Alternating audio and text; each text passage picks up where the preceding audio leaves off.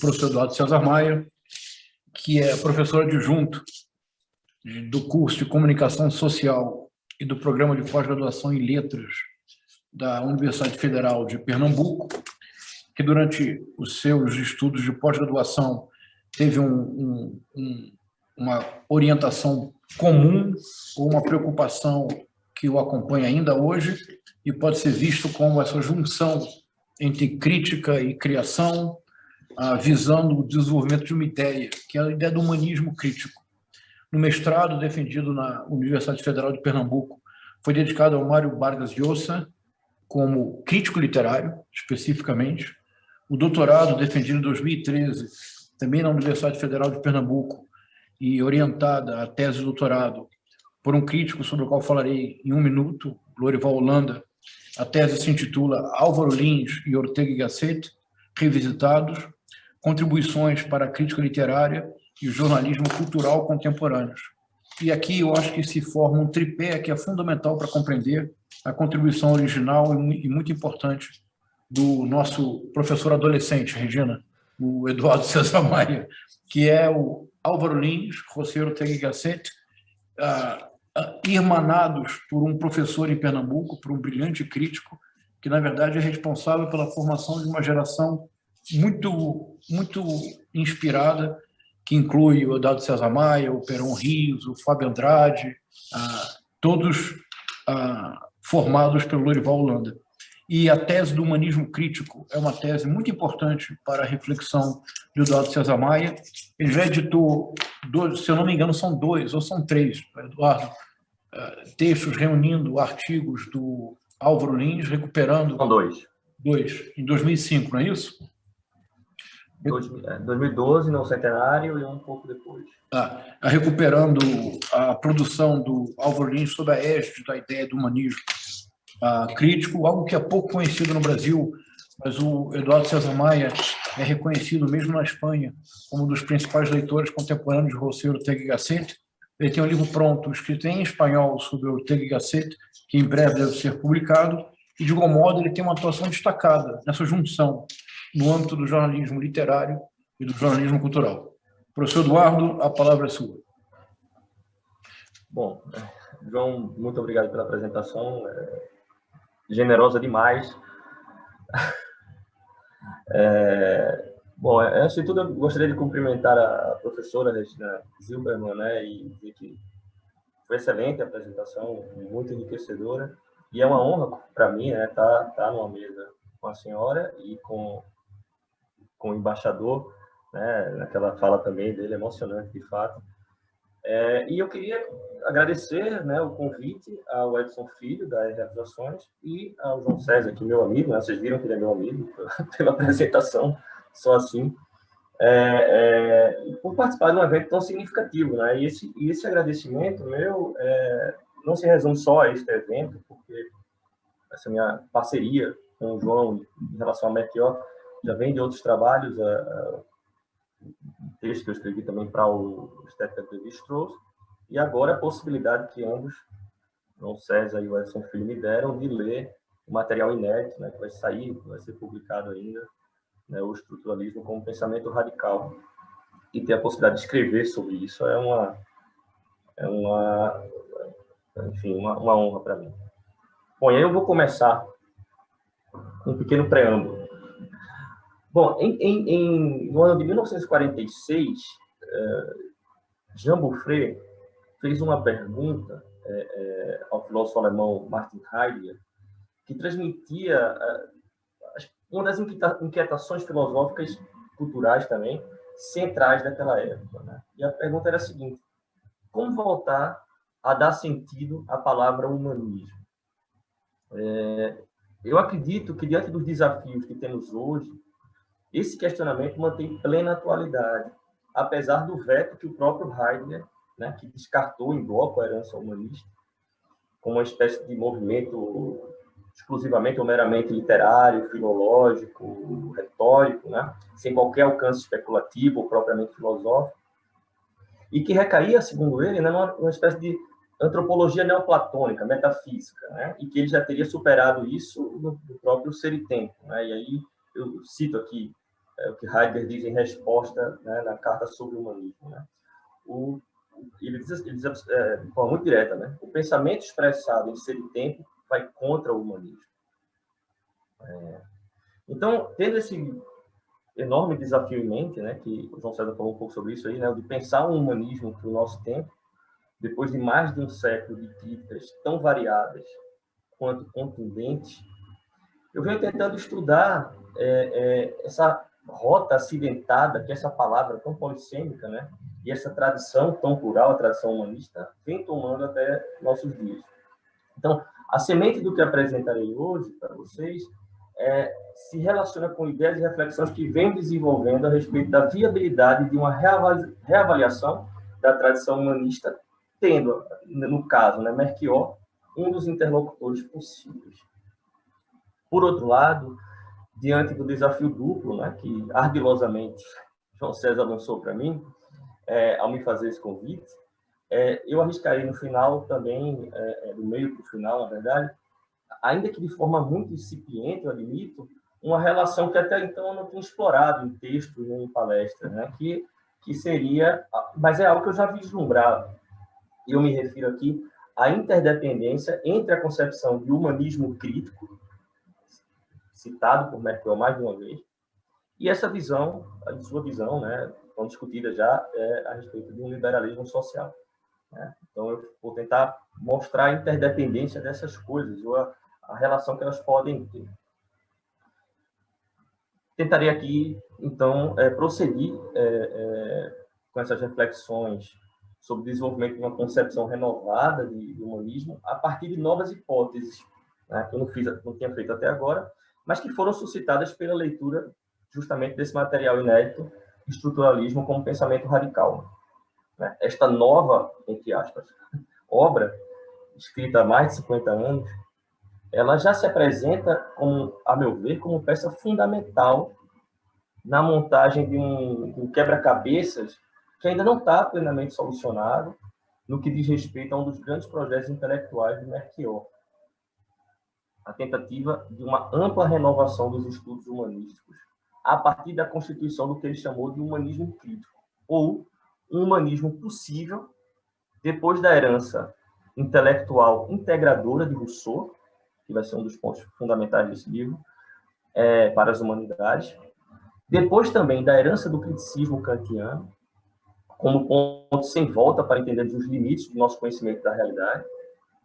Depois também da demolição heideggeriana da metafísica ocidental, e naquele momento, 67, 68, a influência de Heidegger em Melchior era muito grande, se nota por esses escritos. E, por fim, a relação disso tudo com o substrato filosófico que Melchior aponta na antropologia estruturalista do seu professor Claude Lévi-Strauss. Então, não é pouca coisa. No pós-fácil, essa edição mais recente, né, de A Estética de Lévi-Strauss, que saiu em 2013 pela eu apresentei, entre outras reflexões, uma hipótese sobre a dimensão epistemológica da noção de humanismo crítico, que é mencionada ano passado naquele texto por Melchior. Ele defende ali que a experiência estética ela é especial porque ela é marcada, e, portanto, a arte também, é marcada por um tipo de interação muito complexa entre nossas faculdades intelectuais e sensíveis. E que esse processo deve ser estudado como uma forma genuína de conhecimento e especulação sobre a realidade. Por meio da concepção de uma lógica do sensível, que teria sido sugerida pelo próprio Lévi-Strauss, Melchior defende que não há dicotomia entre a apreensão intelectual e a sensibilidade estética. O humanismo crítico, buscado pelo ensaísta, sugeria, em primeiro lugar, pelo menos eu achava isso naquele momento, antes de ler o novo material, pelo reconhecimento da fundamental colaboração entre o pensamento abstrato conceitual e a atenção às formas variadas de nossa experiência sensível, estética e artística do mundo. Essa mesma concepção, que tem um caráter profundamente humanista, né, está presente sob diferentes roupagens, como tentei mostrar numa palestra recente na USP, em diversos outros trabalhos de Zé Guilherme. Basta ver como se considera a relação entre literatura e realidade em obras como Razão do Poema, Arte e Sociedade, Astúcia da Mimese, Saudades do Carnaval e Formalismo e Tradição Moderna. E há muitos outros exemplos interessantes no mesmo sentido. Em diversos outros textos do ensaísta, percebemos um remitente exercício crítico de redimensionar o conceito de humanismo para que ele possa resistir aos novos paradigmas filosóficos e ao ataque de seus mais ferrenhos críticos no século XX. E não foram poucos. Né? Em Estruturalismo como Pensamento Radical, esse tema aparece de maneira contundente desde a pergunta inicial que conduz toda a reflexão. E aí eu cito Merchior. É uma pergunta. Poderíamos detectar uma autêntica vocação moral no estruturalismo? Em outros termos, fecho a citação. Em outros termos, seria possível integrar teoria do conhecimento e especulação ética? Ou ainda, o plano moral ao plano intelectual? A evidente influência heideggeriana no período de elaboração dessa obra, ela nos remete a outro ponto fundamental, a necessidade premente de superação da concepção do cogito cartesiano, abstrato, ideal, fora da história e da temporalidade. Nesse sentido, o ensaísta brasileiro adverte que, cito, a história intelectual do século XX é, em parte, a crônica das tentativas de superar a oclusão do cogito. A guerra ao cogito é escancarada. Para o crítico, era preciso ultrapassar a visão de um humanismo idealista, em que, cito novamente, o cogito, enrijecido em seus privilégios de ente por excelência, de ente régio, estreita-se em seu conteúdo real e barra o acesso à multiplicidade das experiências humanas, isto é, ao próprio objeto das ciências humanas. Fecho aspas. A ideia-força que permeia todo o ensaio se sustenta na premissa de que um autêntico humanismo para o nosso tempo, um humanismo fundamentalmente crítico, ele deve ser compreendido a partir dos limites, por um lado, e das possibilidades, por outro, do humano. Para além de idealizações e consolos metafísicos e utópicos.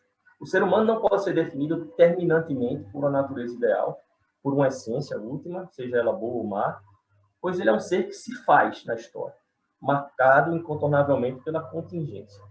Para Merchior, e eu cito, a coisa mais difícil é assumir a finitude, é chegar a compreender que todas as nossas obras são perecíveis, sem por isso serem totalmente inúteis. Guiar a ação humana sem nada esconder dos seus limites, por meio de uma sequência de opções que nada tem de absolutas, e menos ainda de perduráveis, eis o papel de uma ciência que se pretendesse livre das últimas ilusões.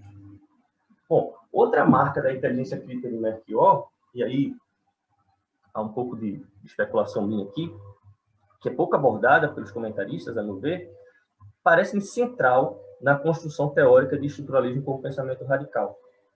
E eu me refiro à capacidade analógica. Muito se fala do racionalismo de Merchior, né?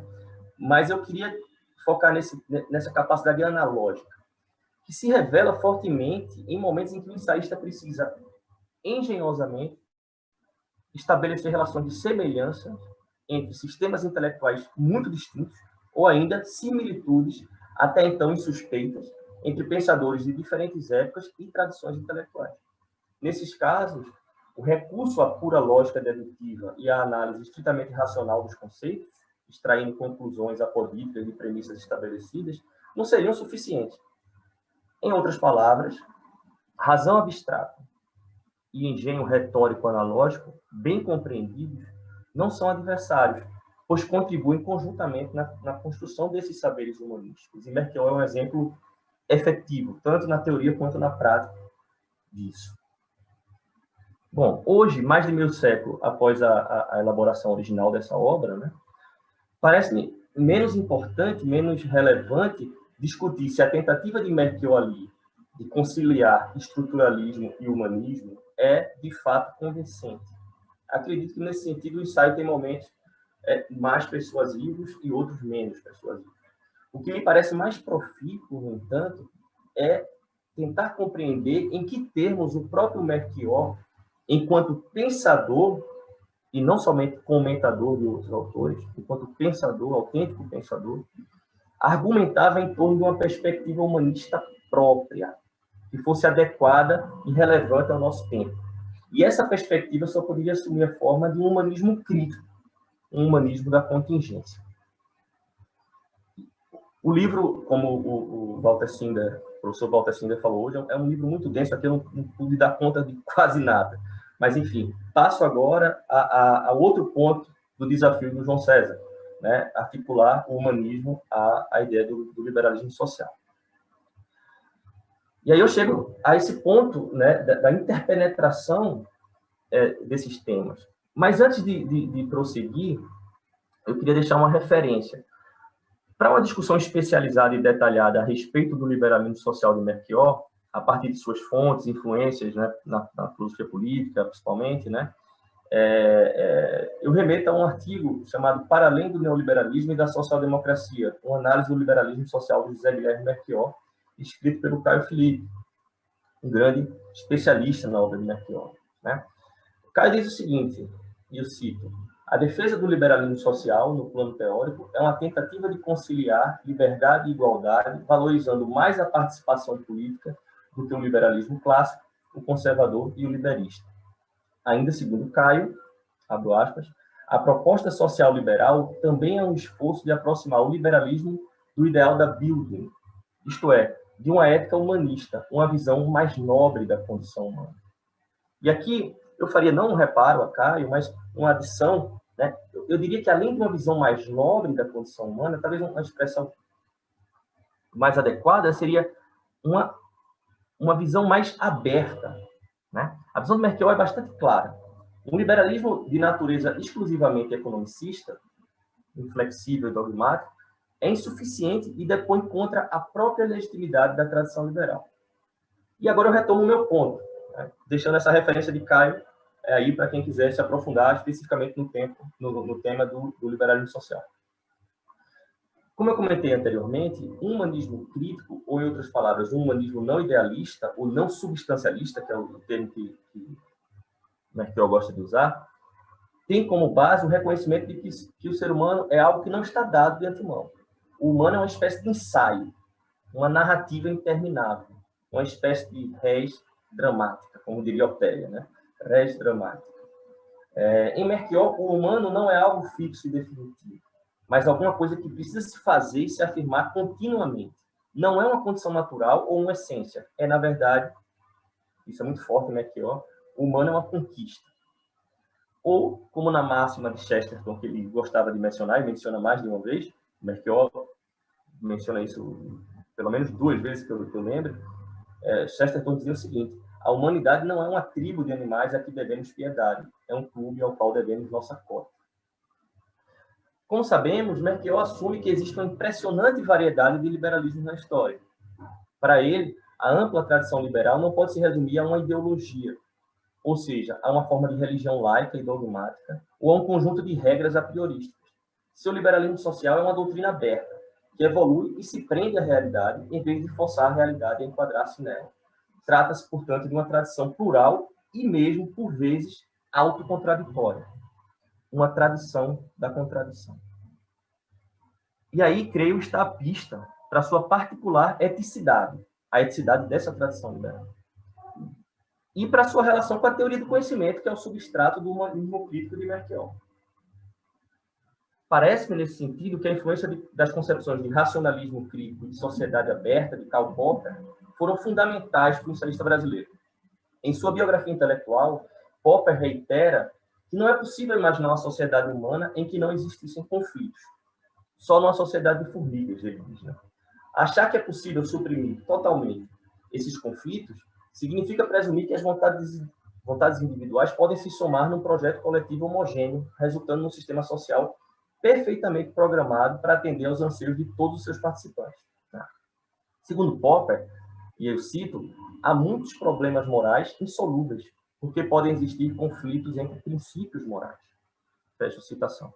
Portanto, qualquer sistema político, social que impossibilite alternativas de arbítrio aos indivíduos não é ético, mas coercitivo. Tal configuração social só pode ser viável numa sociedade fechada, né? Em que não haja conflito, né? Que não tolere o dissenso e a contradição. E nunca numa sociedade aberta, composta de indivíduos livres e que podem se expressar e viver em paz, mesmo quando se colocam contra os valores da tradição, contra as normas da própria tribo. Melchior concorda com essa visão quando reconhece, por exemplo, e aí eu cito Melchior, diz o seguinte: como a sociedade, a cultura vive em conflito, até certo ponto do conflito. E ele arremata: o sonho neocatólico de uma reharmonização dos valores não se afigura capaz de enraizamento na cultura moderna. O pluralismo que Reale sublinha não leva ao consenso. A dissonância é inerente à sociedade aberta, e tudo indica a alma contemporânea. Então, o argumento liberal, para usar o título dele, é o de que não existe a possibilidade de concordarmos em última instância sobre o que seria uma moralidade superior ou uma sociedade perfeita.